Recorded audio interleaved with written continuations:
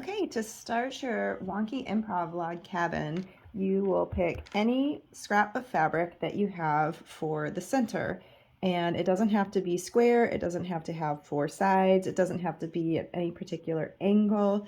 You will do yourself a favor if you just straighten these sides. So if these are curved or have like a really long kind of sticking out part, you can just take your rotary cutter and just clean those up so that you have an easy straight side to sew on. Then you'll find another scrap that's sort of longish and stripish in shape. Now, the strip doesn't have to be parallel sides like a long skinny rectangle, but it can be. It can be at an angle where one side is skinnier than the other. So it doesn't even have to be a parallel strip. It doesn't matter how wide it is. It doesn't matter whether the two sides are parallel to each other. The only thing that matters is when you pick a side, you want to make sure that it's long enough when you sew it on and flip it down to go this whole length. So you will take any scrap and sort of generally longer than wider, and you'll sew it on. Pick the edge where you're going and trim flush there. Then you will simply grab another scrap. Doesn't matter what color it is. And we'll do this one as if we've done one that's wider on one end. So this side of the piece would be straight, and it's kind of a tapered piece. So after I sew this strip on and press it back, I'm just going to take my rotary cutter and zip a straight line that's meant to be a straight line there. And we'll just continue with this center out construction and say we'll add another piece here. Pretend that was straight. So you can mix wide ones with skinny ones.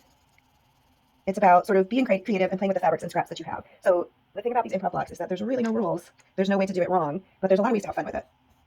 And you would just continue. So in real life, shouldn't have done it that way. I would be trimming all this bit off.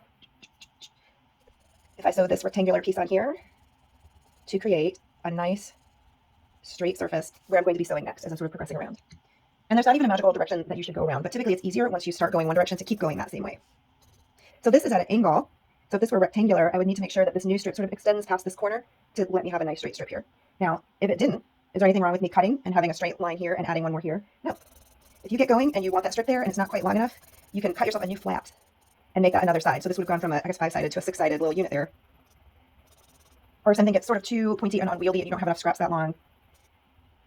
So you'll just continue that way, blending the colors that you like, using the variety in widths and even sort of parallel to wedgie shapedness that you like, and see what that does to your block. When it gets to the size that you like, you can trim this up to the shape that's going to go into your quilt, which is typically a square or a rectangle. So you just go around and around until you're happy and throw it in a pile. And then you can, when you have several of these, either turn them all to the same size, or a few of them you may need to add a little snippet of fabric here and there to build it up to all one size. And then that's how they go into your typical grid layout of quilt. Okay, for our next improv block, we're going to take a look at the wonky leg star. So for this one, there are a few rules to make it come together nicely. Now, you can always grab whatever scrap and trim it after the fact. Or you can, if you're a more organized type, if you want to trim these ahead of time and assemble them, it really doesn't matter. So you've got basically a 9-patch here.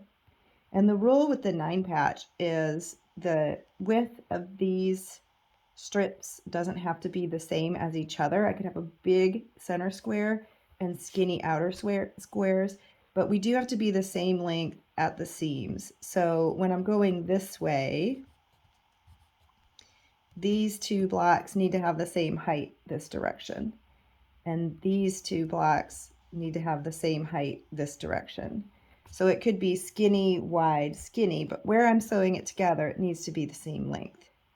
So this seam all the way across needs to be the same length, and this seam needs to be the same length. So this and this don't have to be the same length, but once I set a length here, that guy's got to be the same length. Once I set a length here, this guy's got to be the same length. So this center square could be big relative to this outer bit. It could be even, it could be smaller. So again, grab whatever scrap you like and make that the center. And you will want this center to be a rectangle or a square. So you want right angles and you want nice straight lines.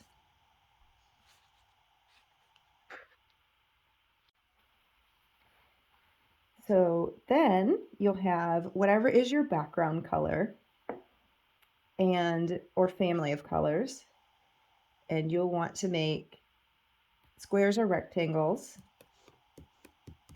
for the other 8 sections of the 9 patch.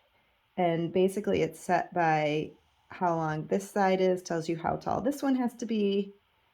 This corner piece kind of decides how thick the 2 pieces are. And they don't have to be the same as each other. You can use any sort of rectangular or square shape to pick one and then just make the others match it.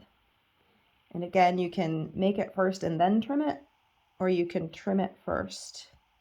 So before I assemble these, I'm going to take these 4 squares, just take a scrap of fabric, and you'll put your scrap here, sew, and press back. And the only rule here is that you want, when that square is pressed back, to make sure that this corner is covered. And it will probably stick out too far, and you'll come and clean that up with your rotary cutter. And then you will take another scrap and cover the corner on the other side. You can go over the center if you like your point to touch here, or you can have like smaller points, smaller star points. And if they don't touch in the center, you'll just have this little gap, this little sort of flat here. And it's kind of the difference in the variation between the ones that you do that makes that interesting. You could have one be like really long and go all the way to the outer edge of the block, next to one that's kind of a shorter, fatter little guy here. So you're just grabbing scraps that you like, covering the corners, 2 corners, I should say 2 adjacent corners of your block. And your background should be similar enough that you see the star forms, but it doesn't have to even be the same fabric. If you have a bunch of scraps of different kind of low volume, you can make the star light and the background dark. But it's nice to have enough contrast between the background and your scraps that you're using for the star that you see it develop and pop out. And there's your wonky like star. These are then just assembled like you would any 9 patch. All right, so for number 3, we're going to do crumb piecing. And so this one we're not going to get into because really there are no rules. You start with a piece of fabric, literally no rules, and then you just grab another piece of fabric and sew it to it. And it tends to start really little, and you can use teeny tiny scraps. And then you grab another piece of fabric and sew it on. So you're literally just making a sheet of fabric from random little scraps. Grab what you like, play with the color, shape, and size combinations. If it gets too wonky and you need to take your rotary cutter and square up an edge to make that easier to sew, do that. If you have larger pieces of fabric and that gives you too chunky of a look, you can sew it together and then chop away with your rotary cutter at a random angle. Or if you want to be more sort of grid-like. So you just start to mass these fabrics together. And if it works for you, you can sort of do them in strips and cut them apart and sew them into little masses. So no rules. Little scrap, little scrap, little scrap. Sew them together. If you need to straighten an edge, straighten an edge. If you need to chop down something that was too big and chunky, chop it down. Really no measuring on this one. Let's do this later. Oh, he's a little bit too close. Maybe in real life I would have auditioned and not put 2 blues so similar right next to each other. So you're just sewing along, trying to amass a piece of fabric. It doesn't hurt to press it to make sure you're progressing kind of flat. It's handy to end up with a nice flat piece of fabric. And then once you have this sort of coat of many colors, super random piece of fabric amassed, there are any number of things you can do with that. So then that fabric is effectively your print. And then you can use that fabric any way you would use a print in any other pattern. So what I'm showing here is, this would be your crumb piece fabric that you made, and you can make that into a half square triangle with your little low volume back, and you would have a little half square triangle going on. So you can see if I had sewn these together into a strip, I could sew that whole strip onto my little mass if I wanted to. It just depends on how it develops, and it's very freeform. You start digging through your scraps, you start sewing them together. The way I like to do it is have single scraps, sew those all into pairs, and then those go into a basket, and then I start sewing those pairs together into 4s, and then I start sewing those 4s together into 8s, and then you'll start to mass larger pieces of fabric pretty quickly. And then you take that fabric, you could do a whole square that's crumb pieced, or you could use it as the print in any other block that you're familiar with. Crumb piecing. All right, number 2 on my top 5 Improvised Blocks is string quilting. For this one, I like to start with a cheaper, thinner piece of fabric that is the size I'm going for. So if I want my block to end up 8 by 8, I'm going to cut a little thin piece of 8 by 8 fabric and use that as my base. You can do this as quilt as you go. If you like this block a lot and you wanted to do everything in this style, you could do this or combine it with other quilt as you go items, and it would work really well. So this again is perfect for scraps, and this is perfect for those kind of long and skinny scraps, even salvages, and they don't have to be parallel. They could be sort of more wedge shaped. So if your scrap is thicker at one end and thinner on the other, that is fine. So the first thing you're going to do is lay your scrap face down, so pretty sides together, across your strip. Sew it, flip it down. So now I've got a strip that's sewn down on one side and just flapping on the other side. And in the aftermath, I'm going to trim this off, but this would be hanging off the edge here. You want to make sure that your strip fully covers. And those angles, you want a little bit of overlap, because when it's up here, it might look like it covers, and when I fold it down, this is longer down here. So I want to make sure I've got a little sticking out here so I can trim it flush and make my square. So now I'm going to take another strip and lay it pretty sides together on top of the strip I just did. And I've got my two raw edges, and I'll zip down and sew that, and fold it open.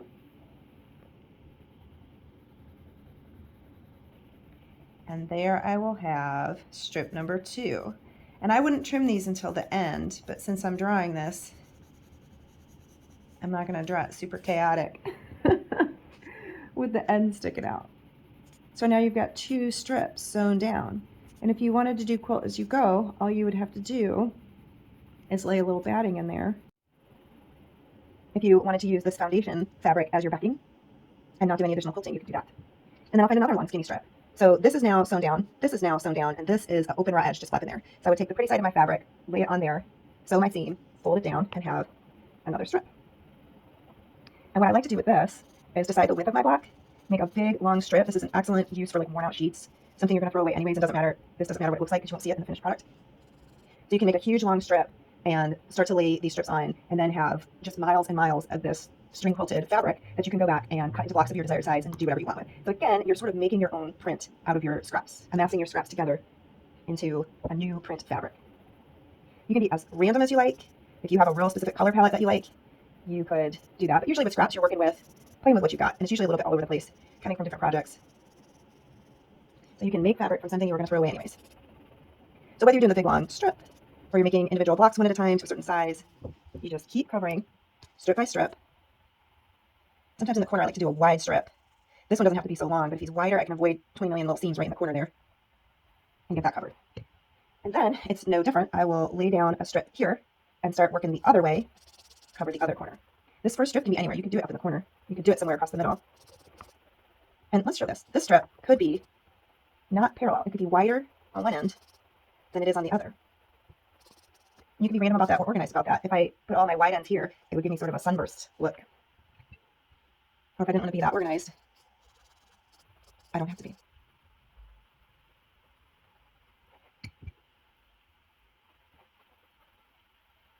It's whatever you want. Work with what you got. Do what brings you joy. There you go. Okay, so number 1 improv block in my top 5 list is wonky frames. For this one, I like to use a 4-sided center unit with straight sides. So grab any scrap and straighten it up to 4 sides. These don't have to be a right angle. It doesn't have to be a perfect rectangle. You can have kind of a pointier side and whatever. They don't have to be all the same length, but to me, it works best with 4 sides, and clean those up with your rotary cutter to be straight. And They don't have to be the same color, but in my opinion, if you pull similar colors for your outer frame, this block works a little more successfully. And it is not unlike your log cabin. So you're going to take a big chunk of fabric, sew it to one side of your center unit. I say big, big for a scrap. You want more than a little 1x1 slip here. And then clean that edge so I have something nice and straight to sew to. This does not even have to be similar in width to that last one. It just has to be long enough to cover. And if it's not, I can always take my rotary cutter and trim it and make it long enough. So if I didn't have quite enough length down here, because this piece was a little short, I could just chop that down. So don't worry about these ends matching up. There's no matching of seams in any of this. So if this is crooked, I can clean that up with my rotary cutter. Put another scrap up top.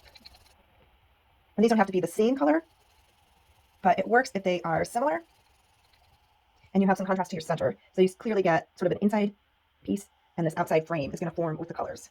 You could do lights and darks and follow that across your whole quilt, or darks and lights, or you can just use two different hues of a similar value. So that in black and white, these colors are going to look similar, but I'm using sort of these cool bluey greenies and, ooh, that needs to be sharpened, and a warm red to create that contrast. Again, no right, no wrong. Just because you do one that way doesn't mean you have to do them all that way. Work with what you got, play with what you like. Okay, so this is super wonky and all over the place. So what I would then do is take my square ruler and chop this down to a nice square, the size that I'm going to. These also work small. So you might actually make 4 of these and sew them together into a 4 patch. So the proportions of each little frame can be more petite and build it up into a block by combining 4 or 9 or multiples of these.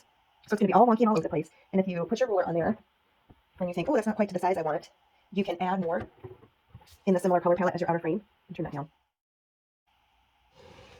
Wonky frames. If you like this Top 5 Friday list, you should join us for our upcoming series called Joy Sewing. And we'll be making a scrappy improv sampler together.